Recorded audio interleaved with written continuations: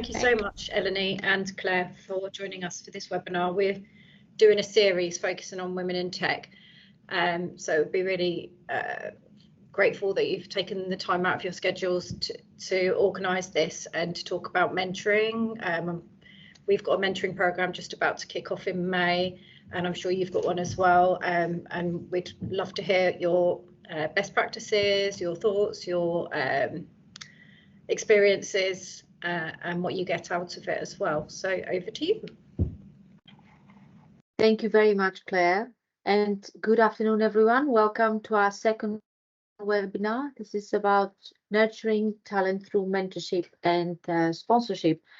This is the second webinar we're doing as part of the International Women's Day and the focus in women in technology.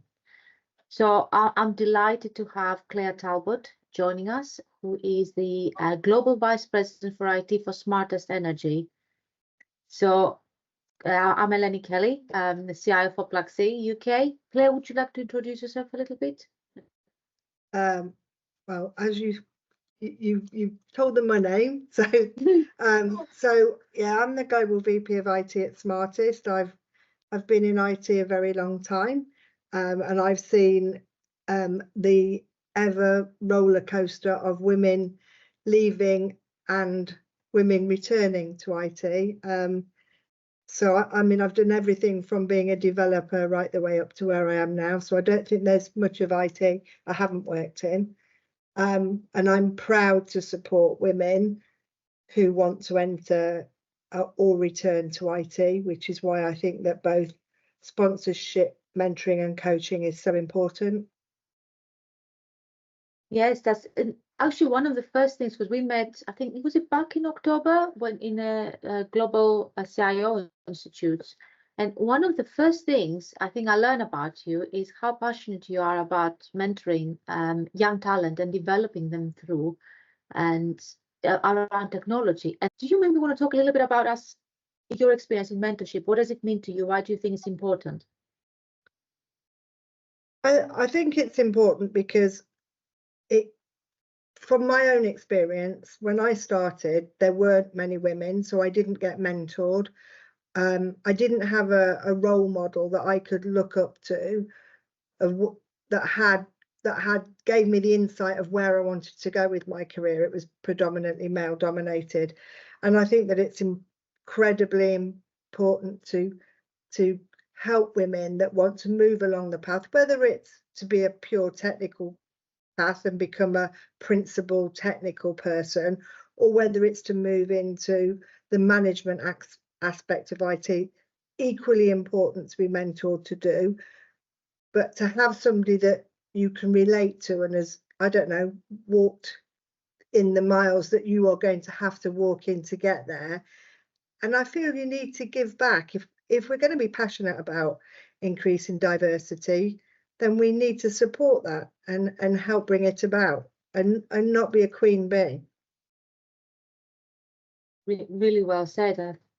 I think I can echo that from my experience. When I went to university, I started, it was a technology degree, and it was 3 women and 20 odd guys. By the time I finished it, I was the only woman.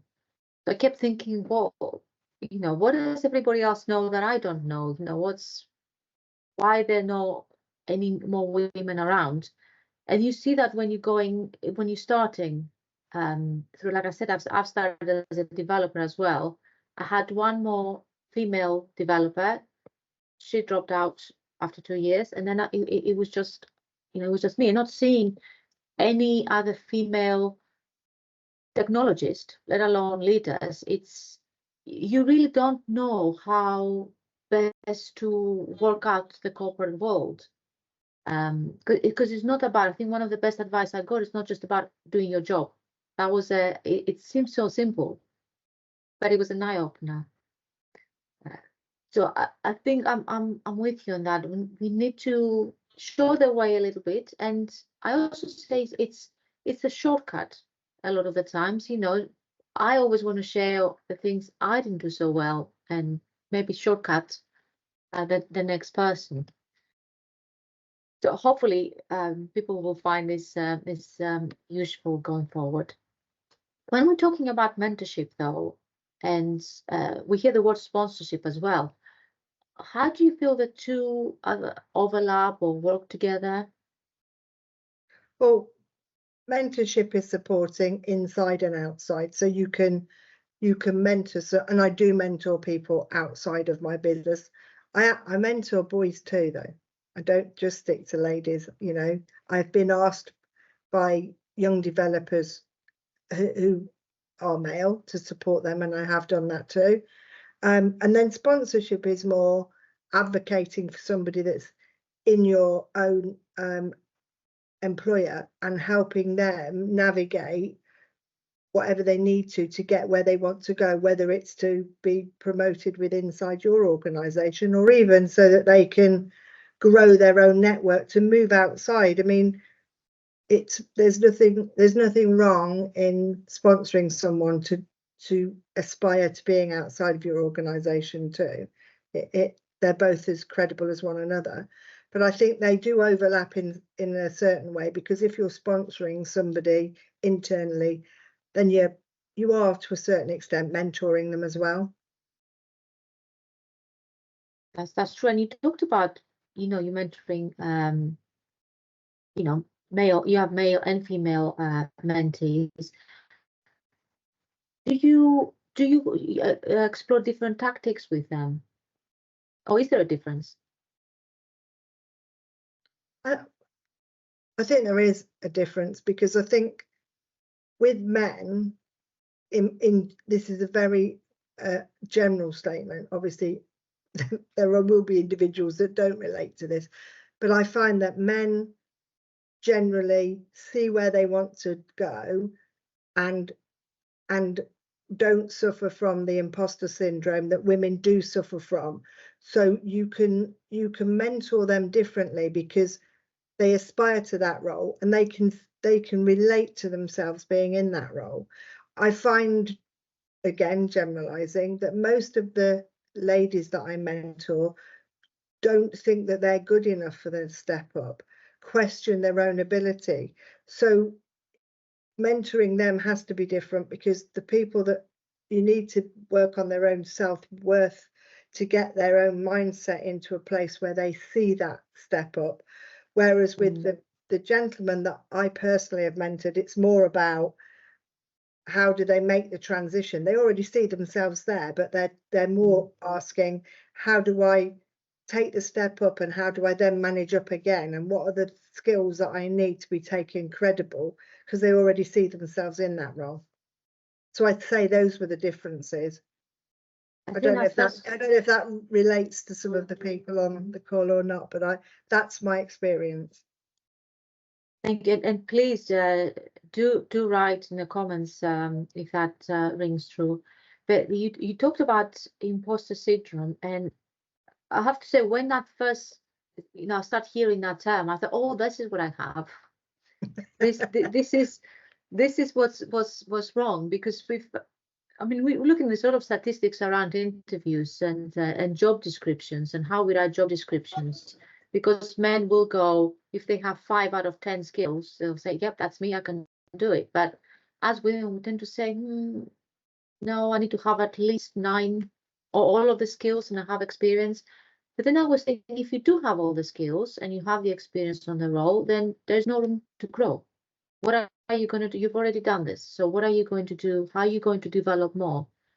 And I had to do that pep talk with myself as well when I was going, and have it ready in my head, because you're right. You don't feel like, if you can't do the job already, you don't feel you can't do it, or you don't see yourself there. It's a very different mindset. It is. I think a lot of work has been done in that space, though. I know Smartest, who I work for, we've done a lot to anonymize applications, make our jobs less you have to have and more like this would be good to have, to try and increase the pool of diversity, so that then we've got a larger pool of people to choose from. I'm very fortunate in my team. I do have quite a large number of diverse individuals that help make up our team, which strengthens our team. It absolutely does. But getting over that imposter syndrome is a reality for a lot of people. And I know exactly what you mean. You kind of look in the mirror and go, I can't apply for that. That I'm not credible. And a man wouldn't feel like that necessarily. A lot more women suffer from that. I'm not saying some men don't, because everybody has it, could suffer from it, but it is more prevalent in females, just thinking we're not good enough to go out there because we don't tick every box. No, absolutely, absolutely. So when we're talking about mentorship, what clear strategies would you give in your experience, maybe as a mentor or even for mentees as well? I normally set my first meeting with them to find out how they would like to be mentored, because everybody's an individual, and some people like to be mentored in a very, especially in IT, in a very factual, process driven way, and it's not so much about the sort of more wraparound soft stuff, and other people prefer a more iterative, soft approach to being mentored.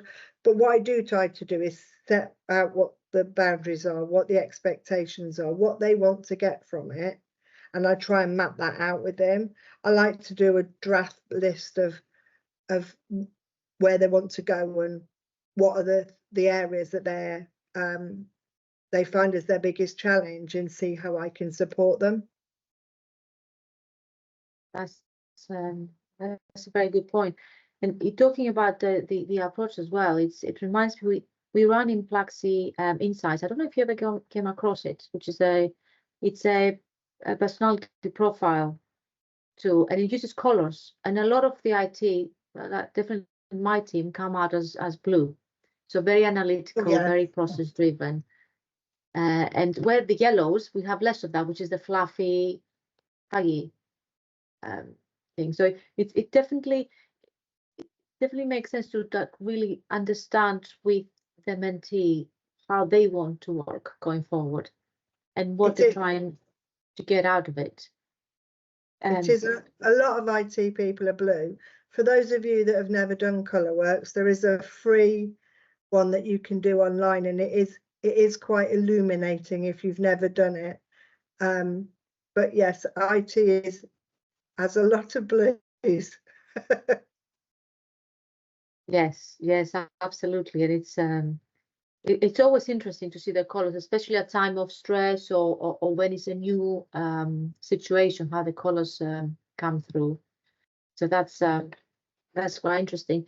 I mean, something it just came to mind when you talked about having a list of outcomes. And I did that when I was part of the PMI. One of the things we did is to draw a contract between the mentor and mentee and say, okay, this is how we're going to work together. Some people wanted face-to-face. They just couldn't think because being virtual, sometimes it just removes some of the intimacy. These are the outcomes we're going to work. This is how quickly. And this is when we're going to say, thank you, but I've got what I needed now. Go to the next one. So it is a relationship, but it's got to be, the boundaries have to be set up quite clearly for both parties.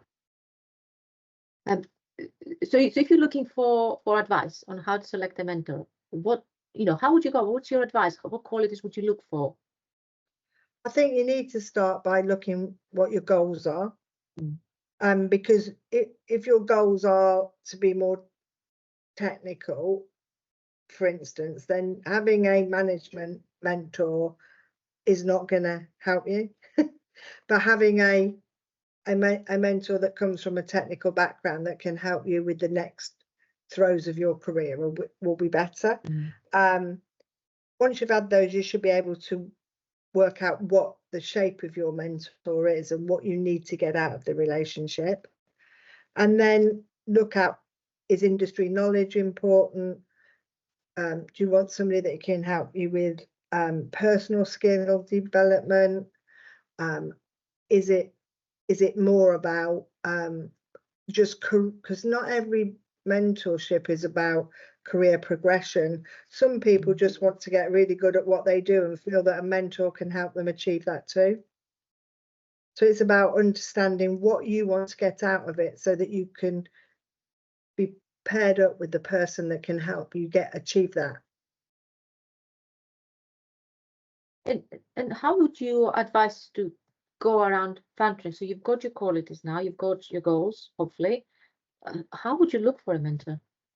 What would be your advice? Or how have you looked for a mentor? I was fortunate enough. I got asked if I wanted to be mentored by somebody. I was mentored by a man, not a lady, and he still mentors me now. And he's been mentoring me for about 10 years. But it's very ad hoc now. It was very intense at the beginning, but he's still the person that I go to if I want any career advice. I would say go to your HR first, because a lot of companies now realize the benefit in mentorships, sponsorships and coaching, and so they may very well have a mentor. We do actually have a mentor program within the business, and if not, if you're a member of either a Women in Tech group, or we have a Women in Utilities group because I work in the utilities sector, they will also offer you opportunities to be mentored, or if there's somebody that you've worked with previously, probably isn't in your present company, but you respect and you see them as helping you get where you need to go, I would always approach them. I do get asked to mentor far more than I've got the bandwidth for, but what I try to do if I get asked is I try to use my network, see if anybody else has got space.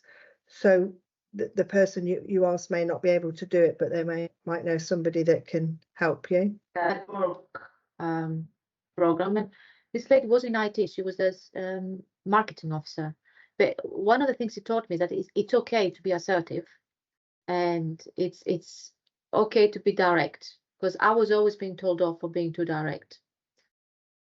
But this was the first one. There's a way of doing it, but there's definitely, it's okay to be you, be authentic. And that has stuck in my mind a lot throughout the years. When you're always thinking, am I doing the right thing here? Is this the right culture? Am I getting what I need out of it? But I think that has stuck, maybe softened a little bit and not be as blue, or as, because I'm blue and red on the car, so I'm quite direct. But it was very, very important advice, and I was glad I had the opportunity to have somebody non-technical as a mentor. But it stays with you. And I think my second mentor I got, it was, I don't know, I was having a problem saying, do you want to be my mentor? So it was more about getting, okay, can I buy you a coffee, and that's sort of how I started.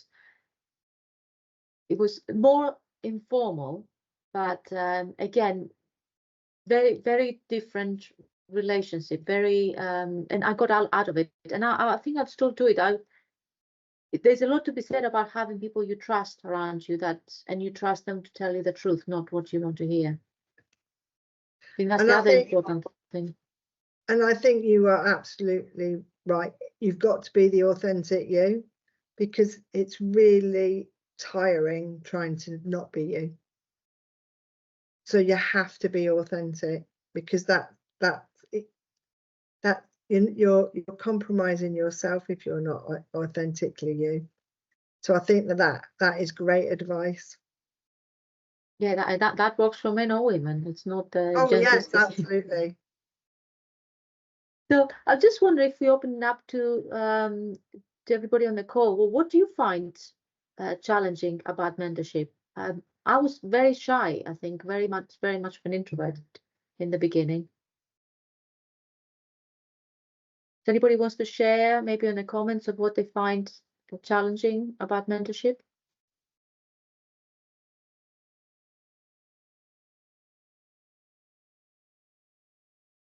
Let me see if I can do the multitasking thing of reading as well at the same time.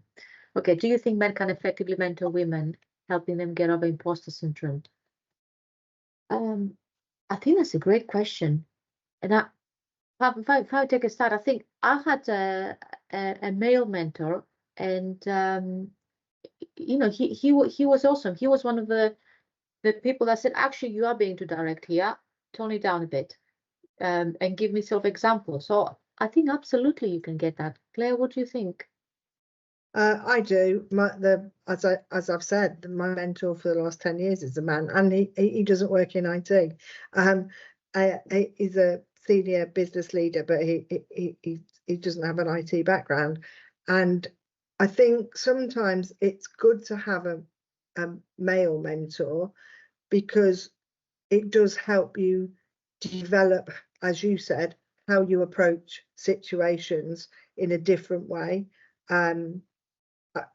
I've never had a female mentor, funnily enough, which I think is why I'm so keen on mentoring ladies, because I think I didn't have one because of situation. There just wasn't any women around that I could turn to. So I think it is important, but I don't think that men don't make good mentors for women. I don't think that's true. I think there are bad women mentors and bad men mentors. Yeah, that's another great question. As women mentors, how have you found men receive mentorship for you? Claire, do you want to take that first? I'm mentoring a young gentleman at the moment that's a young developer, and he picked me. He came and asked me. He said that he admired what I'd done with my career, and he felt that I could help him. I don't find it any easier or any harder to mentor a man or a woman. I think they come with different challenges. He wants to be a better all-round person in his role, and he felt that a female mentor would be better for him, the gentleman that I'm mentoring at the moment. No, I agree. I haven't seen anything to suggest there's anything different between men or women. I think it's really about, do you click with that person?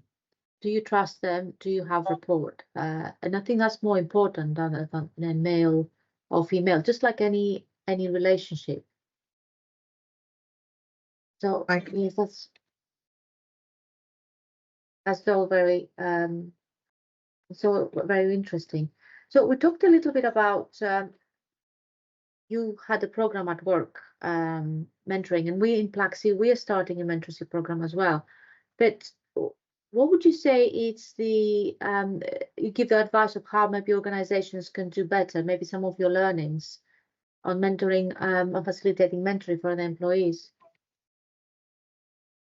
I think it's good to get it across the leadership team and get a good cross section of males, females, a diverse set of mentors for people to relate to. We also need, if we're going to ask people to mentor for the first time, we need to make sure that they have some, I don't know, like a toolkit, so that you know that if you've never been mentored yourself and then you're going to become a mentor, what toolkit do we need to wrap around them to ensure that the experience is good for both them and the mentee? Because there's nothing worse than putting them together and nobody getting anything from the relationship. And I think it's also fine that if you think you found a mentor and it's not working out for you, to be able to stop the engagement and start with somebody else. There's nothing wrong with that. If it's like anything in life, you have to be getting something out of it to spend the time doing it. And if you aren't getting that from this person, then they're probably just not the right mentor. But don't give up, because there will be somebody that can give you the guidance you need and the support you need. It's just not that person. It's not their fault. It's not your fault. It's just square pegs, round holes. So that's fine. So I think that's what I'd say. No, that's absolutely great. I think the only thing I would add here is about that if an organization is wants to embark on these journeys, give time. You know, the mentees and the mentors need to have the time to be able to embark on this. So I was just saying, what did you think? You've touched on some of the benefits already about mentors, for mentors and mentees, but maybe what would you say are the key benefits? I think it helps strengthen the individuals, the mentee, but I think that it's reciprocal. I think a mentor gets a lot from it as well. Don't forget, most mentors are normally they've got to a stage in their career where they're managing people themselves, and anything that gives them exposure to working with people that are looking to move on helps them in their day job with any of the staff that they've got underneath them that would also be going through the same, jumping through the same hoops to get where they need to get. So it's very reciprocal. I think a lot of mentees need one shape of mentor maybe at the beginning, and as they go through life, you get to the stage where you've probably had 2 or 3 mentors that have helped you through different stages. I'm at the point now where I'm quite happy to keep referring back to the one that I've had for several years, because it's very, you know, maybe once or twice a year we meet now. So, but I think Yes. that the mentees get a lot from it, but I also think that mentors do as well. It's very rewarding, because you're helping somebody up the career ladder that you remember being there yourself and being that kind of fish out of water, imposter syndrome, not thinking that you could get anywhere other than writing code.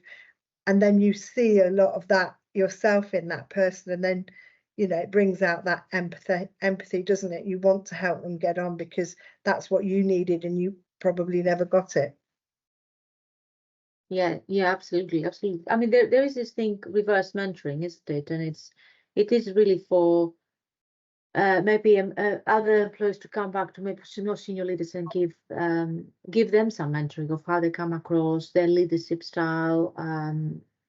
Sometimes we used one particular way of working, or you know, thinking we have all the answers. It could be, you know, it could be different. But you're right. It is very, very rewarding. And I think it keeps you fresh as well.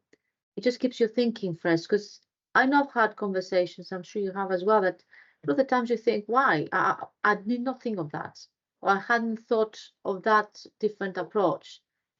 And you're only getting by having that rapport with people. There's one point about giving feedback to somebody as part of mentorship, and how people might become very defensive. And I think Antonia's about people might think that they're being challenged or criticized and forget that the mentor is trying to help them. Is that what you've come across, Claire?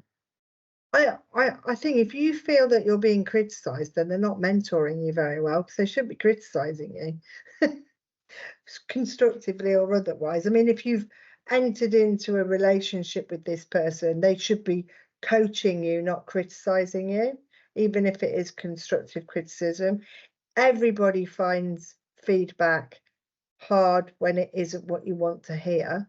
Going back to the other one, that's the 101 of management, is how to work with your people to give them some feedback that's as positive as possible, but obviously gets across what you need to get across to them so you can get the job done.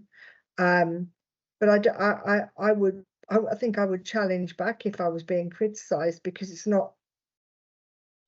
not their job to criticise you, it's their job to help you by being positive and moving you away from the thing that they're maybe criticising you about. I've never felt the need to criticise one of my mentees. It's more been about nurturing the right behaviours and supporting them in the things that they need to do to improve, rather than being negative. I don't know, is that how you mentor too? Yeah, but I think, again, if you think about the difference of mentoring and coaching, mentoring is very much of saying, okay, what do you think you should do at this stage? It's not about telling. Coaching might be something like to say, well, you know, you were a little bit harsh there, or maybe think about toning that down. That's a lot more, I think, with sometimes bleeds into coaching. But I think you're right. And that's how I like to be mentor. It's more about thinking, because we've got the answers ourselves most of the time, and we ask permission, if you like, to act it out, or validation to say yes, you're on the right path. I think that's where mentorship is more useful. So yeah, it is not about being critiqued, but sometimes we critique ourselves a little bit too much. But I think, Antonia, you make a good point about having an open mind, and sometimes being open to listen to hearing something you're not expecting. That's another way around it as well. Because if you have a mentor that thinks exactly the same as you do and will tell you exactly what you tell yourself, or guide you the same way, then probably you need a little bit more diverse thinking. Yeah. So we've got another question from Danielle there to say, is there a particular mentor or mentee relationship we find particularly rewarding? I think my most rewarding one was mentoring someone, and when I left, they took my job when I left that organisation, because I think taking somebody who doesn't believe that they can do a role and helping mentor and coach them into seeing themselves in your shoes, incredible, and then applying for the role and getting it, because there's no guarantees in life. I think it's really satisfying. It's like, I don't know, when you deliver a project on time and in full and under budget, you just get that satisfaction of achieving something that was beneficial for that mentee, because they managed to take a big step up, and they wouldn't have even have applied or seen themselves in that role before they'd had that mentor-mentee relationship. So I think that's a couple of jobs ago for me, but I think that's my big smiley moment from being a mentor. It's that's a satisfaction we're talking about before, isn't it? And if I think back, it's I used to mentor a lady that she was a delivery manager in one of the banks I worked for, and it was an incredibly tough environment. She was a young mom, a very small baby, and one of the conversations we had to say, maybe this isn't the right thing for you. You have to think, is this the right environment? And she went on and set up her own company and set up her own consultancy, and it's a very kind of ethically CSR type of consultancy. She wouldn't have had, I think, that she needed a bit of a push, and I think seeing that she took the determination and the courage to say, actually, that's a good point, I don't need to be driving myself down and with a young baby and so on, and not taking that next step. I feel like I had something to do with it. I'm incredibly proud of her. And I think that's where the mentorship sometimes it goes to say, yeah, just go for it. You need that objective view. Yeah. We have one more comment, but putting yourself forward for mentoring is very brave, because you need to self-reflect on your weaknesses. Do you think that some may miss out or not apply for mentorship because of this? And what advice would you give those people? I'd say absolutely, because it's a bit hidden in there is that imposter syndrome again. So they don't apply because they self-reflect and then think that they're not good enough to be asking. It's all that doubting. I know that this is really hard, but I would counsel anyone to just give it a try. As difficult as it is, what you will get from it, if it's a good mentor-mentee relationship, is really worthwhile. So I would say, even if there's some, like you said, even if you go out for a coffee with somebody that you like to be in that position with you, because it's too big an ask to just roll up in their office and ask them, say, have you got time for a coffee? I wanted to talk to you about something. And go in very softly, but I don't know, kind of see see how the relationship could be. But do something, because I think if you're in that place where you think, I'd really like a mentor, but it's a bit scary and I'm a bit worried because I've got to do all this self-reflection, and then I've got to ask somebody that's more senior, and I just won't bother. Please don't, please bother. And if you need any help, I can't mentor many more people, or otherwise I think I'll fall over. But I'm quite happy to help people on how you find somebody to be mentored by, or how you navigate that. Absolutely. Thank you, Claire. That's really, really, really helpful. It's all about taking that first step. And the worst thing that can happen, they can say no. But the best thing that can happen is you have an objective, somebody you can talk about that knows you, can understand you, where you're going, and give you really honest, objective advice. And all of these relationships are, very confidential. I think that's one of the agreements you have to have, of course, up front. Oh, absolutely. Yeah. Please take the step and ask. And even if you can't have that person and they recommend somebody else, I think that's, it will be very valuable. The advantages far outweigh the potential risks, even if you are terribly introverted. And I have one more question. It says, in what way would or could a mentorship program be more impactful than going on a training course? Well, a training course, it's normally on a set theme, and you take it and then you leave.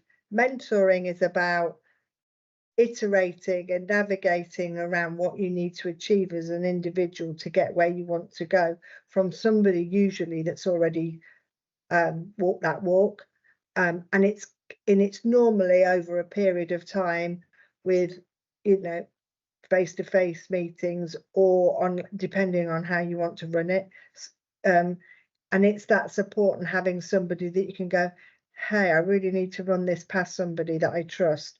You're my mentor. Could you give me a little bit of advice on this? I don't know how to handle this situation. Training doesn't give you that. It gives you a course that gives you some skills, but how do you actually put those into practice? Normally, it's not as easy as I've gone on the training course so I can tick the box and now miraculously I can do this stuff. It's about having somebody that can go, I wouldn't do it like that. I'd do it like this. I take this approach. This will help you. That's what I feel the difference is. Yes, it made me, it reminded me of when I did my TOGAF course, and I thought I knew everything there is to know about architecture. So watch me now, I am going to draw this brilliant thing. And it's when you discuss with your mentor, and he said to me, why? What problem are you trying to solve? How do you bring your customer into the heart of it? And I thought, what customer? This is brilliant. Come on. This has got all the best things you could want to do. But the course doesn't tell you that, although they talk about customer and your users and so on.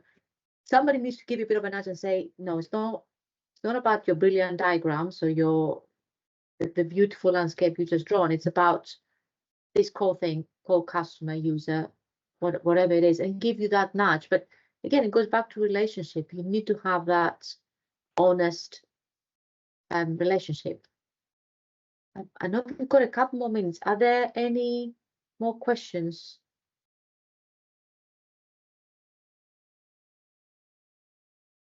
I would question people out. But Claire, I want to thank you for being very open, and thank you for all your advice as well. I've got a few takeaways because I would like to reflect on my mentoring as well. So I think the key thing is to really tailor the mentoring relationship to what you're trying to do. Have very clear goals, what you're trying to achieve. What are your outcomes? What is that relationship you're trying to do? And maybe timelines as well. This is maybe not something you want to be doing forever. This is maybe for a period in time, for a particular challenge. Talk to your HR department or look into your wider network. Ask for some tips from Claire when you can. And I think make sure there is a toolkit around, I think, for any new mentors around. That's probably more for the organizations as well. But I think what you talked about, having the process, having the rights, what does the good looks like, the best practices, I think that's really important. Any last words from you? No, just believe in yourselves, ladies, because the men do. That's right. And thank you, Rachel. Thank you for being bubbly and huggy. And thank you to everyone else. I hope you find it insightful. Please reach out if there's any more questions, or if there's any help you don't want or advice. Thank you very much for being with us for the last 45 minutes, and hope you have very long and fruitful mentoring relationships.